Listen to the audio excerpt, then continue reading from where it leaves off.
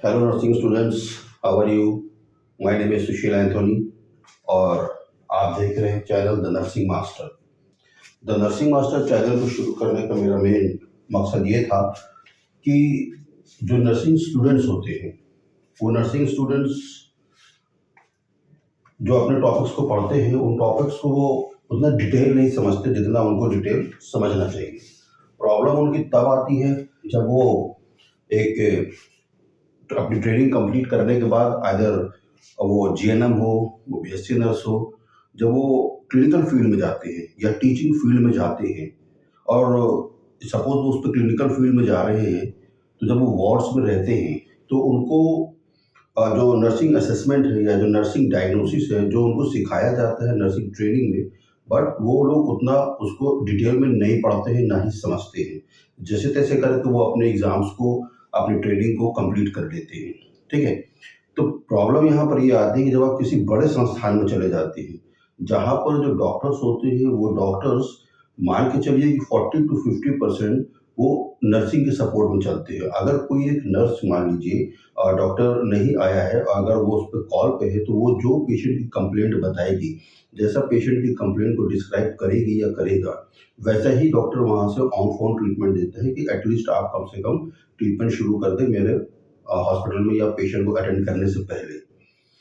तो कहने का मतलब ये हुआ कि जितना रोल डॉक्टर का है, डॉक्टर का रोल तो खैर ज़्यादा है, क्योंकि उसको सारे राइट है प्रिस्क्रिप्शन करने के, सर्जरी करने के, सब कुछ। लेकिन उसके असिस्टेंट के तौर पे सबसे बड़ा रोल हमारा भी है, एक नर्सिंग डिपार्टमेंट का भी होता है। तो इस चैनल को चलाने का मतलब ये है कि आप जो अपने क्लासेस में या कॉलेजेस में या स्कूल्स में पढ़ते हैं, वो तो आप पढ़िए ही, उसमें कोई दो राय नहीं है। लेकिन कहीं-कहीं आपको कन्फ्यूजन हो जाता है, डिटेल आप नहीं पढ़ पाते हैं, टीचर से आप पूछने में शर्माते हैं, टीचर से पूछने में आप डरते हैं, है ना? तो इन सारे डर को, इन सारी प्रॉब्लम्स को दूर करने के लिए ही ये इस यूट्यूब चैनल को मैंने स्टार्ट किया है और इस यूट्यूब चैनल का नाम द नर्सिंग मास्टर है। तो हम लोग एक बड़े टॉपिक्स को लेकर चलेंगे, लेकिन छोटे-छोटे शब्दों में बात करेंगे, जिससे कि आप जब आने वाले समय में क्लिनिकल प्रैक्टिस में जाएँ या फिर आप क्या बोलते हैं, अभी आप किसी भी ईयर में हो, फर्स्ट ईयर में हो, सेकंड ईयर में हो, थर्ड ईयर में हो, बीएससी में अगर आप फोर्थ ईयर में हैं या जो जो बच्चे पोस्ट बीएससी कर रहे हैं, तो डिटेल समझने के लिए मुझे लगता है कि आपके लिए ये वीडियो काफ़ी सहायक होगी। ठीक है? तो आज हम स्टार्ट करते हैं। हम सिंपल सी चीज़, एक्चुअली सिंपल तो नहीं है, क्योंकि यही ऐसी चीज़ है जो सबको तकलीफ देती है, नहीं? तो जैसे पेन है, ठीक? तो आज का हमारा टॉपिक है पेन। हम इस पे डिटेल बात करेंगे, इस पे हम 4-5-6 वीडियोज़ बनाएँगे छोटी-छोटी, ताकि आपको समझने में कोई दिक्कत ना हो। तो जब कोई भी पेशेंट आपके पास पेन से आता है, अच्छा, एक चीज़ और ये आपको सपोर्ट करेगी कि जब आप अपने नर्सिंग केयर स्टडीज़ को बनाते समय आप कहीं उसका टिप लेते हैं, कहीं उसका टिप लेते हैं, ऐसे ही करते हैं ना? कि सीनियर का आपने टिप लिया या किसी से आपने मदद ले ली, आपकी वर्डिंग सही नहीं होती, आपके जो क्रिटिकल वर्ड्स होते हैं, जो आपके मतलब क्या टेक्निकल वर्ड्स होते हैं, वो आपके सही नहीं होते हैं। तो यहाँ पूरी कोशिश की जाएगी कि आपके इन सारी प्रॉब्लम्स को सॉल्व किया जाए, तो आप ये सीखेंगे। ओके? तो पेन, अब पेन, दर्द ये सब कोई जानते हैं, लेकिन पेन की जो कैटेगरीज होती है ना, वो पेन की कैटेगरीज अलग अलग होती है, पेन का क्लासिफिकेशन अलग अलग होता है। सपोज जैसे डॉक्टर्स लिख देते हैं एक्यूट पेन, ठीक है, या chronic pain, psychological pen, emotional pain, isn't it? तो हम इन सारी बातों पे डिटेल बात करेंगे धीरे धीरे, ताकि आपको टेंशन ना हो। ओके? तो अगर कोई भी पेशेंट आपके पास पेन में आता है, तो पेन में आने से पहले, मतलब जब पेन में आता है आपके पास, तो सबसे पहला आपका काम क्या होता है? नर्सिंग डायग्नोसिस बनाना। देखिए, अलग अलग आप बुक पढ़ेंगे, आप लोग ब्रूनर को रेफर करते हैं, आप लोग लिपिनकॉट को रेफर करते हैं, आप लोग शेफर को रेफर करते हैं, और कुछ कुछ आप इंडियन राइटर को भी वो करते हैं। मोस्टली प्रॉब्लम वो उन बच्चों के साथ भी आती है जो कि नर्सिंग की बुक्स को हिंदी में पढ़ते हैं। उन्हें लगता है कि इससे समझने में आसानी होगी। ऑफ कोर्स आप किसी भी लैंग्वेज में पढ़ सकते हैं, आपको उसे समझने में आसानी होती है, लेकिन टेक्निकल वर्ड्स जो उसमें होते हैं ना, ज़बरदस्त होते हैं कि उसे समझने में आपको दिक्कत आती है। तो मेरा आपसे रिक्वेस्ट है कि आप कोशिश करिए एक डिक्शनरी लेके बैठिए। आज तो आपके पास गूगल है, आप गूगल के थ्रू भी जो ऐसे डिफिकल्ट वर्ड्स हैं जो आप सेंटेंस को कोरिलेट नहीं कर पा रहे हो कि सेंटेंस कहना क्या चाह रहा है, तो आप उनके मीनिंग्स को गूगल से देख सकते हैं। ठीक है, तो यहाँ पर अपन लिखेंगे अंग्रेजी में, बात करेंगे हिंदी में। ओके, तो कोई पेशेंट अपने पास पेन्स आता है बेटा बच्चों, तो हम लोग यहाँ पर सबसे पहले जो आपका काम होता है डायग्नोसिस करना। अब डायग्नोसिस करने के लिए सपोज एक एग्जांपल हम लेके चलते हैं, मान चलते हैं, मान ली किसी पेशेंट को क्रोनिक पेन, पेशेंट आपके पास आया, बोला मैडम हमको आज से 2 महीना पहले दर्द उठा था, उसके बाद ठीक हो जाता था, उसके बाद फिर हमको दर्द उठता था, उसके बाद फिर ठीक हो जाता था, हम यहाँ वहाँ से दवा लेके खा लेते थे, मगर उसी जगह पे एक पेन, एक दर्द हमारा बना हुआ है। तो हम लोग जब देखते हैं कि कोई भी ऐसा पेन जो 2 या 3 या 4 महीने ले लेता है, तो उसको हम क्या बोल देते हैं, क्रोनिक पेन। एक होता है कैंसर पेन, उसकी बात हम थोड़ी सी बाद में करेंगे। ठीक है, actually that is also a pain, but that is due to the particular problem. अभी यहाँ पर प्रॉब्लम अपने को डायग्नोज नहीं है। तो यहाँ पर सपोज एक पेशेंट आपके पास आता है ना, दर्द बताता है, उसको 2 से 3 महीने से दर्द हो रहा है, तो उसको आप क्या बोलते हैं, क्रोनिक पेन। तो क्रोनिक पेन का बेटा मतलब ये हो गया कि अब आपको ये देखना है पेशेंट से क्या पूछना है आपको, है ना। पेशेंट से आप क्या पूछेंगे पेन के विषय पे, इस पर हम 2-3 पॉइंट्स पे बात करेंगे। आपको ये पूछना है कि ये दर्द आपको रुक रुक के होता, सडन है, either that pain is sudden onset है। अगर सडन ऑनसेट है, हाँ अभी सुबह से शुरू हुआ है, then that will be acute pain. ठीक है, इस पर डिटेल बात करेंगे नेक्स्ट वीडियो में हम लोग कि एक्यूट पेन क्या है, सब एक्यूट पेन क्या है, क्रोनिक पेन की सब बात करेंगे। ठीक है, तो अब अपन ये देखेंगे, अगर पेशेंट बोला सडन ऑनसेट है तो एक्यूट पेन, उसी जगह पे 3-4 महीने से लगातार दर्द हो रहा है, तो दैट इज क्रोनिक पेन। अभी हमने डायग्नोसिस नहीं बनाया है, अभी सिर्फ आप क्या कर रहे हैं, नर्सिंग डायग्नोसिस बना रहे हैं, इसलिए ताकि पेशेंट को उसका हम कुछ ना कुछ ट्रीटमेंट डॉक्टर के थ्रू दे सके, मेडिकल मैनेजमेंट दे सके। लेकिन उसके पहले अपन डायग्नोसिस तो बनाए, बाबा पेन कहाँ हो रहा है, चेस्ट में पेन हो रहा है, एब्डोमेन में पेन हो रहा है, एब्डोमेन के किस रीजन में पेन हो रहा है, पेन किधर से रेडिएट कर रहा है, पेन बैक से आगे आ रहा है, पेन आगे से बैक की ओर जा रहा है, स्टैबिंग पेन है, पिन पॉइंट पेन है, ग्रास्पिंग पेन है। ठीक है, तो ये सारी पेन की कैटेगरीज की हम लोग बात करेंगे। तो अगर सडन ऑनसेट पेन है तो आप उसको क्या बोलेंगे, एक्यूट पेन है। 2-3 महीने से हो रहा है तो आप उसको क्या बोलेंगे, क्रोनिक पेन है। अब आपको इसमें देखना ये है कि पेन हल्का हल्का हो रहा है, it means it is mild. ठीक है, अगर पेन हल्का हल्का हो रहा है it means it is mild, pain थोड़ा उससे ज्यादा हो रहा है तो दैट इज सीवियर। ठीक है, माइल्ड सीवियर। अब आप बोलेंगे, अब पेशेंट से पूछेंगे पेन रुक रुक के हो रहा है कि पेन लगातार हो रहा है, पेशेंट बोलेगा पेन लगातार हो रहा है, तो आप क्या लिखेंगे, कांस्टेंट, यानी पेन जो हो रहा है दैट इज कांस्टेंट। ठीक है, अब जब पेशेंट बोलेगा नहीं हमको पेन अभी होता है, फिर एक हफ्ते बाद फिर होता है, फिर एक हफ्ते बाद होता है, बीच बीच में ठीक भी होता रहता है, तो इसको क्या बोलेंगे, रिकरेंट पेन। ठीक है, ये क्लासिफिकेशन आप समझ गए, इज दिस क्लियर। तो अगर बहुत हल्का नहीं, बहुत हल्का का मामूली पेन हो, दैट इज माइल्ड, सीवियर उससे ऊपर, कांस्टेंट लगातार दर्द बना हुआ, यानी कि जिस समय जो शुरू हुआ लगातार दर्द बना ही हुआ है, रिकरिंग होता था, फिर 2 दिन ठीक हुआ, या मान लीजिए मॉर्निंग में 10 बजे शुरू हुआ, 12 बजे तक ठीक हो गया, फिर मान लीजिए 2 बजे शुरू हुआ, फिर 4 बजे तक ठीक हो गया, तो ये क्या रिकरिंग, रुक रहा हो रहा है, रुक रहा हो रहा है, रुक रहा हो रहा है। तो नर्सिंग डायग्नोसिस में सबसे पहले हम लोग क्या करेंगे, कोई भी पेन आता है, either that is chronic, either that is acute, इस पेन पे हम लोग ये डिस्क्रिप्शन देंगे, माइल्ड है, सीवियर है, कांस्टेंट है, रिकरिंग। ठीक है, तो जो ये तो एक एग्जांपल हो गया। ठीक है, ठीक है, तो इससे हम लोग पता क्या लगा लेते हैं, इससे हम लोग पता ये लगा लेते हैं कि पेशेंट को एक्चुअल पेन है कि नहीं।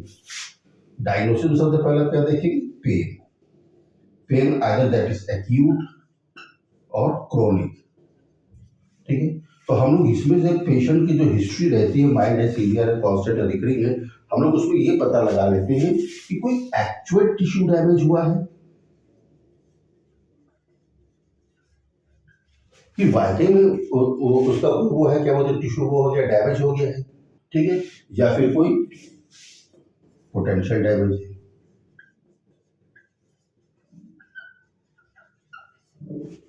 अब दोनों में डिफरेंस क्या है? एक्चुअल टिश्यू डैमेज हो गया, एक्चुअल टिश्यू डैमेज मतलब क्या हो गया? फ्रैक्चर हो गया, पेन। अब ऐसा तो नहीं फ्रैक्चर हर एक हफ्ते बाद होगा, इमीडिएट फ्रैक्चर हुआ, इमीडिएट फ्रैक्चर हुआ तो इमीडिएट कौन सा पेन होगा? एक्यूट पेन होगा। तो यहाँ पर टिश्यू क्या हुआ है? डैमेज हुआ है, पोटेंशियल डैमेज। पोटेंशियल डैमेज मतलब ये होगा किसी को मान लीजिए चेस्ट पेन हो रहा है, not cardiac pain, chest pain हो रहा है,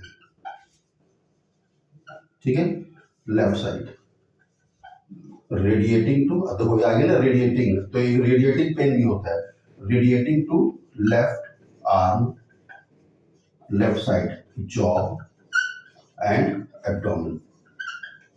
अब ये बता रहे साहब मुझे बहुत छाती में दर्द हो रहा है, हमारे बाएं हाथ में भी जा रहा है, हमारे यहाँ भी जा रहा है, आप तुरंत क्या कह देते हैं? इसको क्या हो रहा है? एमआई हो रहा है, कार्डियक अरेस्ट हो रहा है। इमीडिएट नहीं हुआ, ठीक हुआ क्या? जो उसका कार्डियक सेल्स होते हैं, वो कार्डियक सेल्स चूंकि यहाँ पर जो कॉर्नरी आर्टरीज होती है, वो कॉर्नरी आर्टरीज के ब्लॉक हो जाने की वजह से धीरे धीरे धीरे धीरे धीरे धीरे धीरे धीरे टिश्यू क्या कर रही है? डैमेज कर रही है। Damage tissues are called necrosis, potential damage, necrosis. धीरे धीरे धीरे इतना बड़ा पार्ट आपके आपका नहीं, हार्ट के मसल का खराब हो जाता है, सड़ जाता है, इसका फंक्शन ही क्या हो जाता है? बंद हो जाता है। अब इतना बड़ा हार्ट है तो इतना फंक्शन तो खत्म हो गया, पोटेंशियल डैमेज। अब इतना ही बचा, इतने से हार्ट चल रहा है तो वेंट्रिकल ज्यादा काम नहीं कर पा रही, पेन, ठीक है। Is this clear? तो एक हम लोग नर्सिंग डायग्नोसिस में हम लोग ने पहला स्टेप ये किया। अब सेकंड, अब ये जो आपने तो कर तो दिया, लेकिन अच्छा पहला ये हो गया। अब हम नर्सिंग डायग्नोसिस में एक पॉइंट और देखेंगे,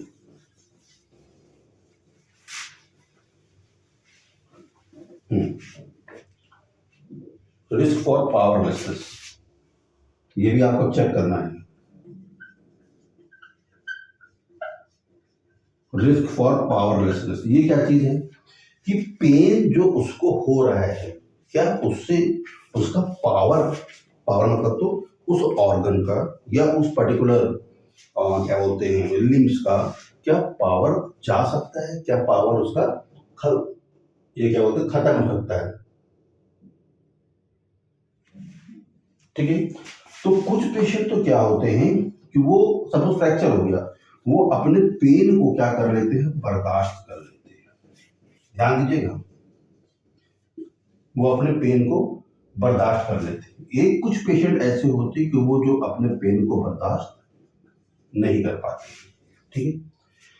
यानी कि जो बर्दाश्त कर ले रहा है, अगर उसका रोड पे एक्सीडेंट हुआ है और आपने एक साइड से उसका पैर पकड़ लिया या हाथ टूट गया, खैर हाथ टूट गया तो पैर उसका सही है, कोई दिक्कत नहीं है, पैर पकड़ लिया और उस पेन को अगर वो बर्दाश्त कर ले रहा है, तो उसके पास जो पावरलेसनेस यानी कि जो मसल की पावर है उसका डिक्रीज होने के चांसेस क्या हो जाते हैं? कम हो जाते हैं।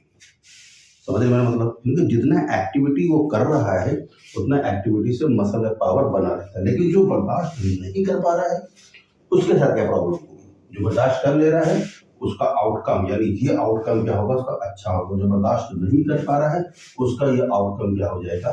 डिक्रीज हो जाएगा, ठीक है। तो नर्सिंग डायग्नोसिस में बीइंग एज ए नर्स हम ये देखेंगे किस टाइप का पेन हो रहा है और उस पेन के थ्रू उसका पावरलेसनेस का रिस्क कितना है। उसके बाद हम किस पे चलेंगे? नर्सिंग इंटरवेंशन पे, ठीक है।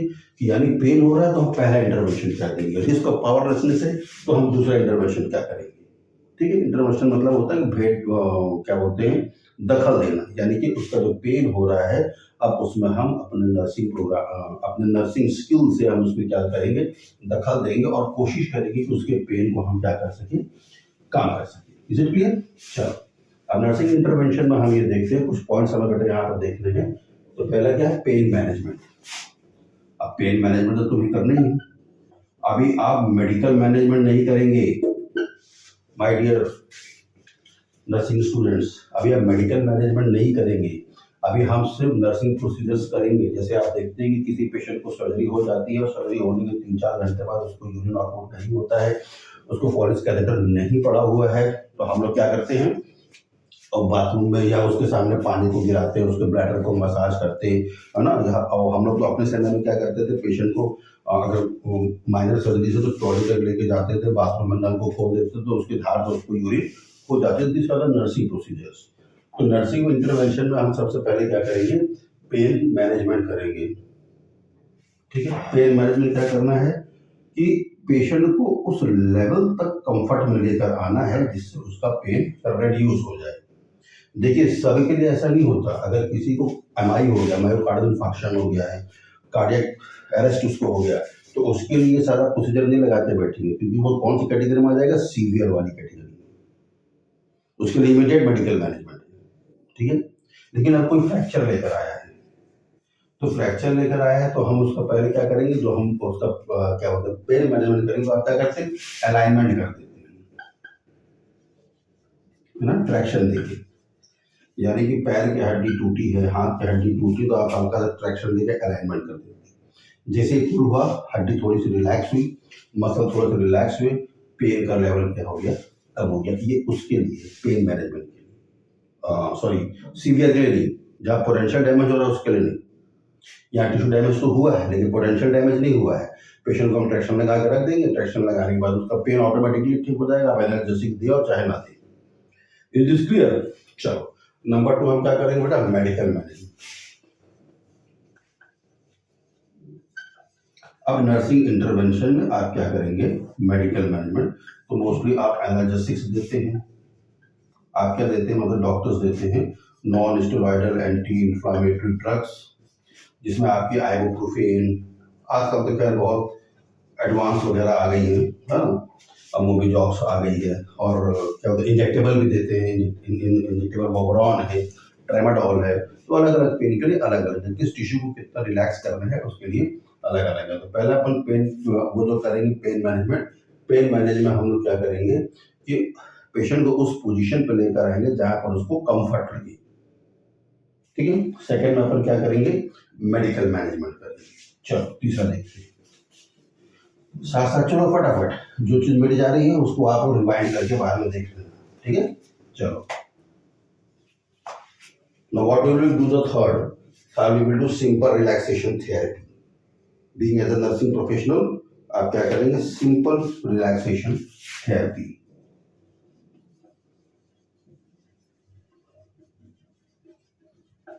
ठीक है, ये नहीं कि उसके सामने गाना गाने लगना है, कि सिंपल उसको रिलैक्स करेंगे। हाँ, गाना गा रहे तो ज्यादा छोटा मोटा तो चोट लगा, चलो गाना गाते हैं, तुम ही हो माता, तुम ही पिता हो, तुम ही पैसा दे के जाओगे, इसलिए सब कुछ तुम ही हो, ऐसा नहीं करना आपके सामने।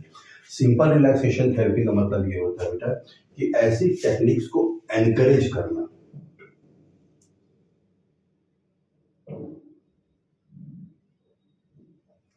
ठीक है, ऐसी टेक्निक क्या बोलते हैं, पेशेंट को ऐसी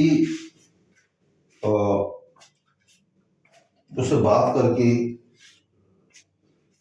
जो पेन हो रहा है उसकी सीवियरिटी को या उससे होने वाली प्रॉब्लम्स को या रिस्क को आप डिक्रीज करने में सक्षम हैं, उसको इस बात को समझा के, डॉक्टर आ रहे हैं, इस बात को उसको बता के समझा के कुछ ऐसी ऐसी उसको रिलैक्सेशन थेरेपी आपको देनी है। ठीक है, कभी कभी क्या होता है कि आप उसके लिए जैसे सिंपल रेंज ऑफ मोशन से, ठीक है, वो आप दे सकते हैं उसको। कपिंग है, वाइब्रेशन है, पोजीशन है।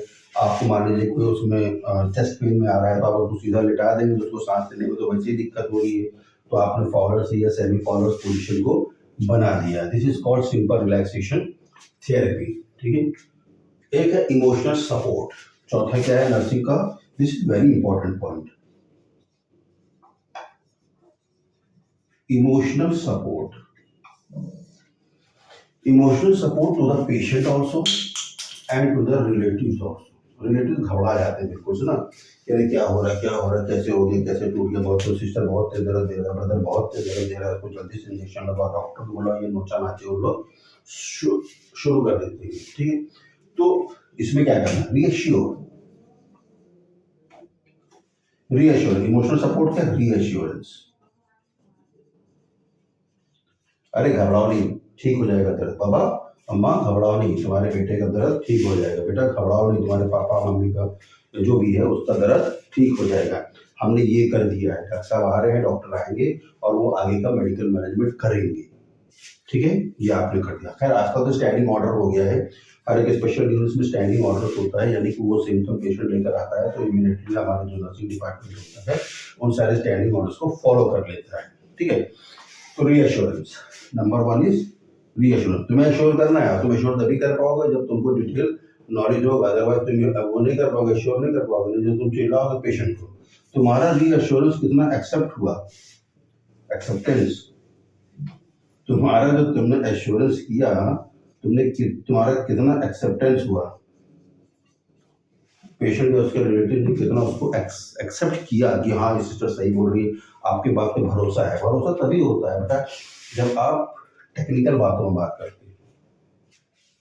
ठीक है, टेक्निकल बातों में बात करते हो तो पेशेंट को लगना चाहिए कि हाँ हमारा पेशेंट चेस्ट पेन में आया है, कुछ स्टैंडिंग ऑर्डर तो सिस्टर ने फट से वो दवा सबलिंगुअल डाल दी है, उसका प्रॉपर पोजीशन कर दिया है, तो पेशेंट को, घर वालों को रिलैक्सेशन होता है, पेशेंट को भी रिलैक्सेशन होता है। तो अपने को सिर्फ पेशेंट के साथ साथ जो साथ में आए उनको भी रिलैक्स करना है, तो वो कितना एक्सेप्टेबल है, पेशेंट के पेन को जो आपने डायग्नोज किया था उसको कम करने के लिए कितना एक्सेप्टेबल है by patient and by the relatives. Is this clear? Point three इस पे लिखेंगे एनकरेजमेंट ड्यूरिंग स्ट्रेस, इसी पर आएगा एनकरेजमेंट ड्यूरिंग स्ट्रेस। तो ये तभी हो पाएगा जब तुम्हें नॉलेज मालूम चला सिस्टर है स्ट्रेस में चली गई, तो सिस्टर को स्ट्रेस में नहीं जाना है, ठीक है, बल्कि पेशेंट को स्ट्रेस से बाहर निकालना, उसको एनकरेज करना है। ठीक है, अब एनकरेजमेंट करने के लिए आपको क्या आएगा, आपको डिटेल नॉलेज होना चाहिए किस टाइप का पेन हो रहा है, आपको ये पेन पेशेंट को समझाना पड़ेगा और उसको ये बताना पड़ेगा कि हम जो ट्रीटमेंट कर रहे हैं यही लाइन ऑफ ट्रीटमेंट, यही फेस ऑफ ट्रीटमेंट है। Is this clear? सो ये क्या हो गया, इमोशनल सपोर्ट। नेक्स्ट पॉइंट इसमें है बेटा सेल्फ एस्टीम। फिफ्थ पॉइंट है सेल्फ एस्टीम, ये बहुत इंपॉर्टेंट है। कर सकते हो तुम, है ना, तुम्हारे टीचर्स या तुम्हारे पेरेंट्स बोलते हैं कभी तुम एग्जाम में टेस्ट में फेल हो गए, अरे तुम्हारे बस का नहीं, तुम्हारे बस का नहीं, तुम्हारे बस का नहीं, नहीं। अगर हम ये बोले कि नहीं तुम्हारे बस का है, ठीक, इस बार तुम 60 पाओगे, अगली बार तुम 70 पाओगे, अगली बार तुम 90 पाओगे, या तुम किसी पब्लिक सर्विस कमीशन का एग्जाम दे रहे हो नर्सिंग डिपार्टमेंट के लिए, या तुम क्या बोलते हैं आगे पढ़ने के लिए एमएससी का एग्जाम दे रहे हो, पीएचडी एग्जाम दे रहे हो, want to go to the foreign, इन सारी चीज़ों के लिए जो बहुत बोल्ड बच्चे होते हैं वो लोग दाने दाने करके निकल जाते हैं। कुछ बच्चे पढ़ने में तो बहुत अच्छे होते हैं लेकिन उतना बोल्ड नहीं होते हैं, तो उनके पास ये चीज़ बहुत इंपॉर्टेंट, जो आसपास के लोग रहते हैं वो इस चीज़ को करते हैं। ठीक है, जैसे मैं हूँ, मैं अपनी बेटी को या अपने बेटे को ये नहीं पूछता तुम्हारे पास का ये नहीं है कैसे नहीं, हम तो आसमान में छेद कर सकते हैं, है कैसे नहीं, जज्बा तो होना चाहिए करने का, इज इट? तो यही चीज पेशेंट को बताना, सेल्फ एस्टीम, यानी पेशेंट को आपको ये जितना भी आपने इंटरवेंशन में असिस्ट किया है तो पेशेंट खुद में ये जज कर सके। इसकी एक सिंपल लाइन में स्लोली बोलूंगा, आप उसको लिख लेना, assisting a patient to increase his her personal judgement of self worth. ठीक है, पेशेंट खुद ही जज कर सके, पेशेंट खुद ही जज कर सके कि जो सिस्टर ने उसको स्ट्रेस के दौरान क्या बोलते हैं सेल्फ एस्टीम में, कि पेशेंट खुद ये जज कर सके कि जितना भी सिस्टर ने इंटरवेंशन दिया है, नर्सिंग स्टाफ ने इंटरवेंशन दिया है, जितना भी उसने इमोशनल सपोर्ट किया है, जितना भी उसने एनकरेज किया है स्ट्रेस के समय में, तो पेशेंट क्या खुद पे भरोसा कर रहा है, सेल्फ वर्थ, कि हाँ जो भी किया उससे मैं ठीक हो जाऊंगा। देखो बात बहुत महीन है, 99% लोग इसको कोई मायने नहीं रखती, पेशेंट आता है, खुदा न खास्ता पेशेंट मर जाता है, हम लोग बोल देते हैं बहुत कोशिश करी नहीं हो पाया, but this is wrong, you have to fight till the last breath, isn't it? तो उस लास्ट ब्रीथ तक फाइट करने के लिए ये सारे पॉइंट्स आप करने। अब आप कहेंगे सर इन सारे पॉइंट्स के लिए तो समय कहाँ मिलेगा, हम पेपर लेके बैठेंगे? बेटा बहुत सारे बड़े बड़े हॉस्पिटल्स में पेन को एसेस करने के लिए उनके पास पहले से ही सेल्फ आउटलाइन बनी होती है। ठीक है, मैंने आपसे पहले भी कहा कि पेन अगर एक्यूट हो रहा है तो उसका ट्रीटमेंट इमीडिएटली हम लोग मेडिकल मैनेजमेंट से करते हैं। देखिए उसका मतलब ये नहीं कि हम बस हमने इंजेक्शन मोरॉन लगाया, हमने ट्रेमाडोल लगाया फिर आगे बोल गए, नॉट लाइक दैट। फिर हमको ये सारे असेसमेंट तो करने ही पड़ेंगे उसके लिए, ठीक है। अभी आप जितने भी बड़े हॉस्पिटल्स में जाएंगे, उन सारे बड़े हॉस्पिटल्स में एक पूरा प्लान होता है, एक पूरा सिस्टम होता है जिसके थ्रू वो पेशेंट को ट्रीट करते हैं। इसीलिए ये कुछ हमारे पास पॉइंट्स हैं। इसमें एक पॉइंट्स और दिया था, बहुत अच्छी किताब में दिया हुआ था, सिंपल गाइडेड इमेजरी।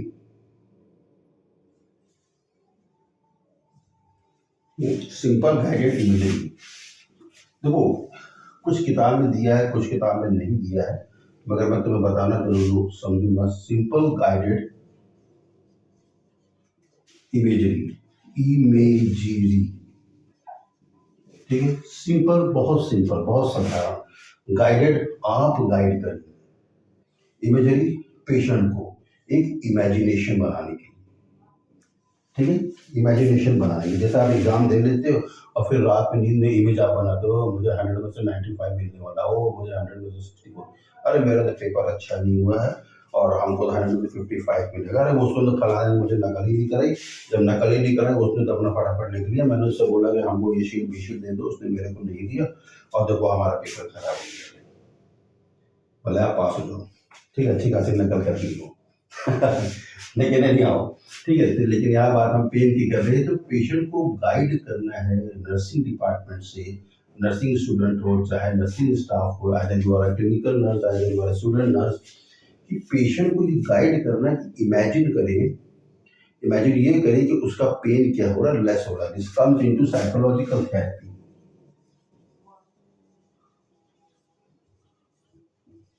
मैं बुक का आपके लिए सेंटेंस पढ़ूंगा इसके ऊपर। Purposeful use of imagination to achieve relaxation and or direct attention away from undesirable sensation। तो एक तो ये है कि इमेजरी, सिंपल गाइडेड इमेजरी है बेटा। इसमें से क्या है, आप पेशेंट को इमेज कराते हैं, आप पेशेंट को इमेजिनेशन कराते हैं कि उसका पेन कम हो रहा है। बेवकूफ़ी वाली बात नहीं है ये, क्योंकि साइकोलॉजिकल थेरेपी मानता है, जिससे कि पेशेंट को रिलैक्स लगे और आप उस पर और ज़्यादा से ज़्यादा काम कर सकें, ठीक है। यह है सिंपल गाइडेड इमेजरी। अब देखिएगा आउटकम क्या है। आपने इतना सब कुछ नाटक किया, इतने बड़े बड़े बात करी, इसका आउटकम क्या है, आउटकम भी तो होना चाहिए। तो अब आपने यहाँ पर पेन था, एक्यूट पेन था, क्रोनिक पेन था, जो पेन था उस पर आपने मेडिकल मैनेजमेंट जो उस पर आपने पेन मैनेजमेंट किया। तो नर्सिंग आउटकम क्या है, नर्सिंग आउटकम हमेशा ये होता है रिहैबिलिटेशन या रिस्टोरेशन, यानी कि जो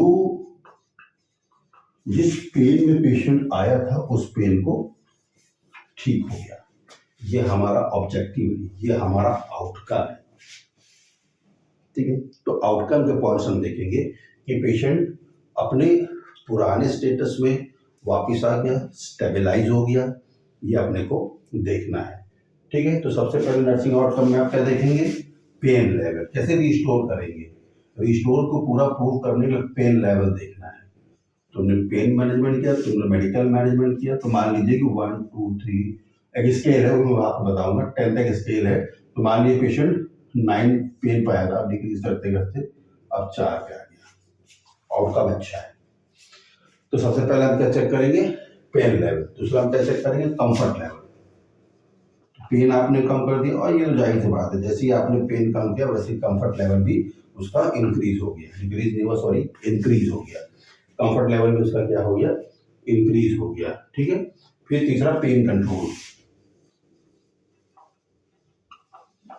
यानी कि 10 पॉइंट से आया था पेशेंट सीवियर पेन में, आप उसको मैनेजमेंट करके 4 तक लेकर आए। अब पेशेंट क्या है, उसका पेन कंट्रोल हो गया, यानी कि जो चार बचे हुए हैं पॉइंट, मतलब 10 से एकदम 4 पे आ गया। तो अब उतना पेशेंट क्या कर सकता है, सह सकता है, बर्दाश्त कर सकता है टिल फर्दर मैनेजमेंट, ठीक है। नेक्स्ट है बेटा पेन डिसरप्टिव इफेक्ट्स और एडवर्स साइकोलॉजिकल रिस्पॉन्स, ठीक है। इस पेन ने, आउटकम बता रहा हूं, डिसरप्टिव इफेक्ट कितना किया। डिसरप्टिव मतलब होता है परेशानी पैदा करना, ठीक है। यानी कि जो पेन पेशेंट लेकर आया था उसने पेशेंट की डेली लाइफ में कितनी परेशानी पैदा करी, कितनी परेशानी पैदा कर दी उसके डेली रूटीन वर्क में, ये भी आउटकम देखना है अपने को। और जो हमने मैनेजमेंट किया उससे उसकी परेशानी कितने हद तक ठीक हुई, यानी कि जो चेस्ट पेन में आया था, ट्रीटमेंट हुआ उसका, ट्रीटमेंट होने के बाद अभी उसको पेन है 0.4 तक, उसको 4 नंबर तक उसको पेन है, मगर अब वो अपने से ब्रश कर सकता है, उसको हम दौड़ाएंगे नहीं, अपने से ब्रश कर सकता है, बात कर सकता है, उसकी क्या बोलते हैं रेस्पिरेटरी रेट है वो उसकी जो पहले 40 50 30 लेकर आया था, 40 50 30 का उसको तो वैसे भी एपनिया हो जाता है, एपनिया तो क्या नहीं होता, क्या बोलते डिस्निया हो जाता है, अब वो क्या हो रहा है वो नॉर्मल हो रहा है। तो पेशेंट की जो परेशानी वो कितनी आपके पेन मैनेजमेंट से कम हो रही है। ठीक है, इसमें एक पॉइंट और है, एडवर्स साइकोलॉजिकल रिस्पॉन्स, पेन से उसका एडवर्स साइकोलॉजिकल रिस्पॉन्स क्या हुआ।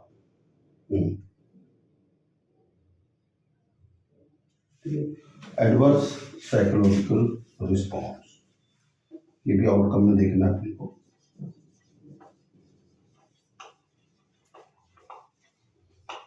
वीडियो थोड़ा बड़ा हो रहा है क्योंकि मेरे को थोड़ा डिटेल बोलना पड़ रहा है। तो एडवर्स साइकोलॉजिकल रिस्पॉन्स, साइकोलॉजी में कहाँ चेंज हुआ, इसमें बहुत सारे पॉइंट्स देखते हैं ना, पेशेंट का सेक्सुअल प्रॉब्लम इफेक्ट हुआ, या पेशेंट का क्या बोलते हैं उसका डेली रूटीन का काम इफेक्ट हुआ, पेशेंट की जॉब इफेक्ट हुई, कितनी सारी चीजें इफेक्ट हुई उस दर्द से। ठीक है, that is called adverse psychological response. Outcome में देखना है अपने को कि नहीं, हमने उसका अपेंडिक्स का पेन लेकर आया था, सर्जरी हो गई, 2 वीक्स के बाद वो जॉब कर सकता है, या जो भी काम करता है वो अपने काम पे जा सकता है। तो 2 हफ्ते का जो ये प्रॉब्लम हुई, ठीक है, लेकिन उसके बाद वो क्या कर गया, कोप अप कर गया। ठीक है, तो इस वीडियो को हम यहाँ पे खत्म करते हैं, और मैं कल आपको या नेक्स्ट वीडियो में आपको बताऊंगा टाइप्स ऑफ पेन। ठीक है, टाइप्स ऑफ पेन हम लोग पढ़ेंगे, और टाइप्स ऑफ पेन आप ये बताइए, उसके हिसाब से तब आप समझ पाएंगे कि नर्सिंग डायग्नोसिस और इन सारी चीज़ों को आउटकम को इंटरवेंशन को हमको कैसे मैनेजमेंट करना है। So bye bye, good day. Video अगर आपको अच्छा लगा हो, समझ में आया हो, या जो चीज़ समझ में ना आई हो, वीडियो में कोई शॉर्ट कमिंग्स हो और आपको लगता है कि नहीं ये चीज़ों में सुधार होना चाहिए, तो प्लीज़ कमेंट में आप जरूर दीजिएगा। Thank you, bye bye, good night.